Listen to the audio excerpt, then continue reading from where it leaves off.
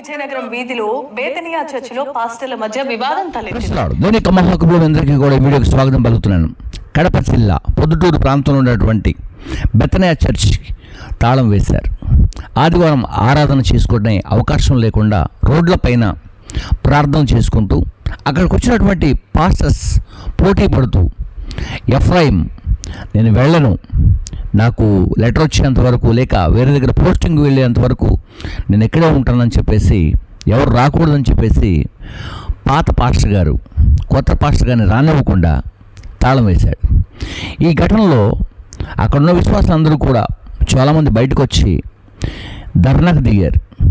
ఆరాధన చేసుకోవడానికి, ప్రార్థన చేసుకోవడానికి సమస్యగా మారినటువంటి బేతనియా చర్చ్ ఆ రోజున కంప్లీట్గా తాళం వేయడం జరిగింది. బయటకు వచ్చి ప్రార్థన చేసుకున్నారు. సో అక్కడ జరుగుతున్నటువంటి వాటిపైన న్యూస్ రావడం జరిగింది. ముందుగా న్యూస్. విజయనగరం వీధిలో బేతనియా చర్చిలో పాస్టర్ల మధ్య వివాదం తలెత్తింది. చర్చ్ కు నూతన పాస్టర్ గా సాల్మన్ బాబు రాగా తాను చర్చి వదిలి వెళ్ళనంటూ పాత పాస్టర్ ఎఫ్రాయిం గేటుకు తాళాలు వేసుకుని కూర్చున్నారు. ఇవాళ చర్చిలో ప్రార్థనలు జరగకుండా పాత పాస్టర్ ఎఫ్రాయిం గేటుకు తాళాలు వేయడంతో కొత్త పాస్టర్ తో పాటు పలువురు విశ్వాసులు కూడా రోడ్డు పైన కూర్చుని ప్రార్థనలు చేశారు. చూశారు కదా, ఇది దేవుని నామానికి అవమానం అండి. ఎందుకంటే చర్చిలో ఆరాధన చేసుకొని చర్చిలో ప్రార్థనా మందిరానికి వచ్చినటువంటి ప్రతి ఒక్కరూ కూడా ప్రార్థన చేసుకున్న తర్వాత మీకు ఏదైనా సమస్య ఉంటే ఓ ప్రక్కన కూర్చొని మాట్లాడుకోవచ్చు, ఆఫీస్లో కూర్చొని మాట్లాడుకోవచ్చు, ప్రత్యేకంగా ఒక స్థలంలో కూర్చొని కూడా మాట్లాడుకోవచ్చు. చర్చి ఆరాధన జరిగించకుండా పట్టుదల బట్టి మీరు పోరాటం చేశారు చూడండి, సేవకులుగా ఇది ఎప్పటికీ కూడా తగదు. ప్రాముఖ్యంగా అక్కడ ఉన్నటువంటి కొంతమంది వ్యక్తులు బయటకు వచ్చి మరి మాట్లాడుతున్నారు. చూద్దాం.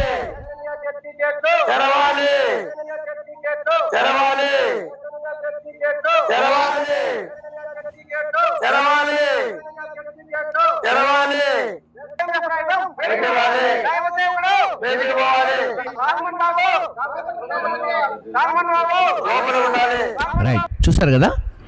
ఇక్కడ ఇప్పుడు సమస్య ఏంటో మనము క్లియర్గా క్లుప్తంగా తెలుసుకోవడానికి ప్రయత్నం చేద్దాం. ముందుగా కడప జిల్లా పొద్దుటూరు ప్రాంతంలో ఉన్నటువంటి బేతనియా చర్చ్, ఈ చర్చికి ఎఫ్రాయిం పాస్టర్ గారు కొద్ది రోజులుగా, కొన్ని సంవత్సరాలుగా అక్కడ దైవజనుడిగా సేవ చేస్తున్నారు. అయితే ఇది దాదాపుగా నేను అనుకుంటాను ఏంటంటే బేతేలు, బేతనియా ఇవన్నీ కూడా ఎబ్రోన్ చర్చెస్ ఉంటాయి ఎక్కువగా. వీళ్ళకి కొంతమందికి ట్రాన్స్ఫర్ వస్తుంటాయి. కాబట్టి మరి ఎఫ్రాయిం పాస్టర్ గారికి ట్రాన్స్ఫర్ అయినట్టుంది, కేఎం ఎఫ్రాయిం గారికి. అయితే అందులో సాల్మన్ బాబు అనే ఒక కొత్త పాస్టర్ గారిని వాళ్ళు తీసుకురావడం జరిగింది. కాబట్టి నేను ఎలా వెళ్తాను, నాకు వేరే దగ్గర పోస్టింగ్ వచ్చేదాకా అని చెప్పేసి వాళ్ళ మాటలు మనం విన్నాం. అతను ఎలాంటి వాడు ఏంటి అని చెప్పేసి వాళ్ళు చెప్పారు. కాబట్టి మరి ఎలాంటి పని చేయడానికి వాస్తవంగా ఏంటంటే, ముందుగా ఎఫ్రాయిం గారు అయితే ప్రేమతో సంఘస్థులను అలాగనే వచ్చినటువంటి సంఘ కాపరిని ప్రేమించి ప్రార్థనలోను వాక్యంలోను క్రమముగా మర్యాదగా జరిగించిన తర్వాత ఏదైనా విషయం ఉంటే మాట్లాడుకుంటే చాలా బాగుండేది. కానీ వారు అలా చేయకుండా ఇలా చేయటం ద్వారా ఏమైందంటే క్రైస్తవ పని, దేవుని యొక్క సంఘం రోడ్డు మీదకి వచ్చేసింది. కాబట్టి ఒకసారి ఆలోచన చేయాలి. ఇప్పుడే కాదు, దాదాపు హైదరాబాద్లో కూడా చాలాసార్లు ఇలా గొడవలు జరిగాయి. అంతేకాకుండా మరి సంవత్సరానికి 45 లక్షల రూపాయలు ఆదాయం వస్తున్నటువంటి సంఘం అది. అంటే దాదాపుగా చాలామంది ఉన్నారు అక్కడ. ఉద్యోగస్తులు ఉండొచ్చు, వ్యాపారం చేసుకునే వాళ్ళు ఉండొచ్చు, కూలి పనికి పోయే వాళ్ళు ఉండొచ్చు. అందరూ కలిసి అక్కడ ప్రార్థనా మందిరానికి వస్తున్నారు. ఏడాదికి 45 లక్షలు అంటే it's a not a joke. ఒక మంచి అమౌంట్ అక్కడ ఉంది. ఏడాదికి 45 లక్షలు అంటే శాలరీ కూడా బాగానే ఉంటుంది. కాబట్టి మరి దశమ భాగాలు లాంటివి కానీ, కృతజ్ఞతా కానుకలు కానీ, అర్పణలు కానీ అక్కడ ఉన్నటువంటి విశ్వాసులు పర్ఫెక్ట్గా సంఘానికి ఇస్తున్నట్లుంది. అందుకే అంత అమౌంట్ అక్కడ పోగైతుంది. కొన్ని చర్చెస్లో కనీసం 10,000 కూడా ఉండవండి. 10,000, 20,000 ఆదాయం అనేది కూడా ఉండదు, తక్కువగా ఉంటుంది. ఆ పాస్టర్ గారికి ఒకవేళ శాలరీస్ పెట్టుకుంటే ఆ టైంకి మనిషి కొంత తీసుకొని కూడా ఇచ్చేవాళ్ళు కూడా ఉన్నారు. కానీ ఇక్కడ సంఘం అభివృద్ధి ఉంది, ప్రజలు ఉన్నారు, అలాగే అక్కడ కమిటీ నాయకులు కూడా ఉన్నారు. కానీ ఇలా చేయటం అనేది దేవుడి నామానికి అవమానం అండి.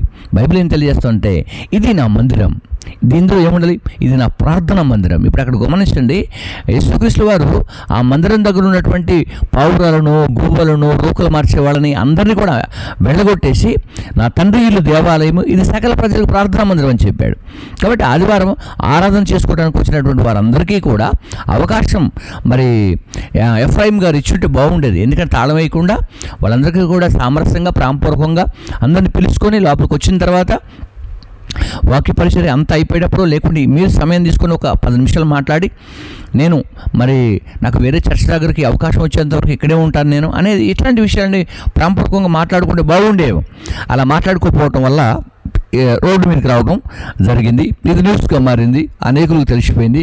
కాబట్టి నా సూచన సలహా ఏంటంటే, ఇలాంటి సంఘస్థులు, ఇలాంటి సంఘ నాయకులకి, ఇలాంటి సంఘ కాపురులకి, ఇలాంటి సంఘస్థులందరికీ కూడా ఏంటంటే, ముందుగా ఏ సమస్య ఉన్నప్పటికీ కూడా, ఏ ప్రాబ్లం ఉన్నప్పటికీ కూడా, ఏ కష్టం ఉన్నప్పటికీ కూడా చర్చెస్లో కానీ సంఘం ఆదివారం ఆరాధన సమయం అయిందంటే పర్ఫెక్ట్గా ఆరాధన జరిగించాలి. జరిగిన తర్వాత ఏదైనా మాట్లాడుకోండి. సోమవారం ఉంది, మంగళవారం ఉంది, బుధవారం ఉంది, మీ కొరకు ఎన్నో రోజులు ఉన్నాయి. సో ఆ రోజుల్లో మీరు మాట్లాడుకోవచ్చు. ఆదివారమే పెట్టుకుంటే బాగుంది. అంటే మీరు తాళం వేసినంత మాత్రాన పరిష్కారం కాదు కదా. తాళం వేయటం ద్వారా దేవుని నామానికి అవమానం. సో మీరు దేవుని యొక్క సావుకులు కనుక దేవుని గణపరచాలి, దేవుని దగ్గర ప్రార్థన చేయాలి. వీలుగా ఉంటే ఇక్కడే నేను ఉంటాను ప్రభా, నన్ను దయచేసి ఇక్కడే ఉంచడానికి ప్రయత్నాలు చేయాలి, మీరు ప్రార్థించాలి. సహకరించమని సంఘ నాయకులని, సంఘస్థుల్ని ప్రేమించేటట్లుగా మీరు తయారు చేసి మీరు ఉన్న దినాల్లోనే ఆ పని చేసి ఉండాలి. కాబట్టి ఇలాంటివి చేయటం అనేది దేవుని పనిలో సావుకులుగా మీకు ఇది తగదు సార్. ఎవరైనప్పటికీ కూడా, వారైనా కాదు ఎవరైనప్పటికీ కూడా ఇలాంటివి చేయకూడదు. సండే ఆరాధన పర్ఫెక్ట్గా జరగాలి. కాబట్టి అక్కడ ఉన్నటువంటి సంఘ పెద్దలు కానీ, సంఘ విశ్వాసులు కానీ దయచేసి సేవకుల్ని ప్రేమించండి, సేవకుల్ని గౌరవించండి, సేవకుల యొక్క మనస్సును కూడా తెలుసుకోండి. అంతేకాకుండా వారు క్రమంగా అద్భుతమైన పరిచయం చేస్తున్నప్పుడు ట్రాన్స్ఫర్స్ అవసరం లేదు. అర్థమవుతుంది. కొంతమందికి ఎంతగాని సేవ చేసినప్పుడు నన్ను ఎందుకు తీసేస్తున్నారు అనేది మనసు ఉంటుంది, మనస్తాపం ఉంటుంది కొంతమందికి. ఎంతగాని పరిచయం చేస్తూ ఉన్నప్పుడు ఇక్కడ నుండి నన్ను ఎందుకు తీసేయాలి అనే మనస్తాపం కొంతమందికి ఉంటుంది. అలాంటివి కొంచెం గమనించండి. వాక్య పరిచయం చేయట్లేదా, ప్రార్థన చేయట్లేదా, మరి సంఘం పట్ల శ్రద్ధ కలిగి లేరా, ఇలాంటివన్నీ కూడా గమనించాలి. ఒకవేళ లేనట్టయితే మీరు ట్రాన్స్ఫర్ పెట్టారనుకోండి, అది ఓకే, అది వేరే విషయం. కానీ వచ్చినటువంటి ఇప్పుడు ఈ సాల్మన్ బాబు గారు అయినప్పటికీ కూడా వారు కూడా సేవకులే కదా, వారు కూడా వాక్యాన్ని బోధిస్తారు, వారు కూడా బైబిల్ చదువుతారు, వారు కూడా ప్రార్థన చేస్తారు. కాబట్టి వ్యత్యాసం ఏమి ఉంటుంది అక్కడ, మనస్తాపం. అంటే మనిషిలో ఉన్న గుణశీలములు, గుణలక్షణాలు ఉంటాయి. కొన్ని మార్చుకునే అవకాశం ఉంటుంది, కొన్ని తెలియజెప్పుకునే అవకాశం ఉండదు. కాబట్టి సాల్మన్ బాబు గారు కూడా ఆలోచన చేయాలి. వారే అక్కడ ఉండొచ్చు.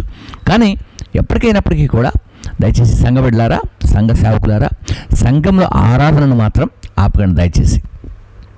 ఆదివారం ఆరాధన జరిగిన తర్వాత ఏదైనా ఉంటే మీరు మాట్లాడుకోవాలని మనసారా నేను కోరుకుంటూ మీ అందరికీ ఈ విషయం తెలియజేస్తూ ఈ నా మాటలు మిస్తున్నాను.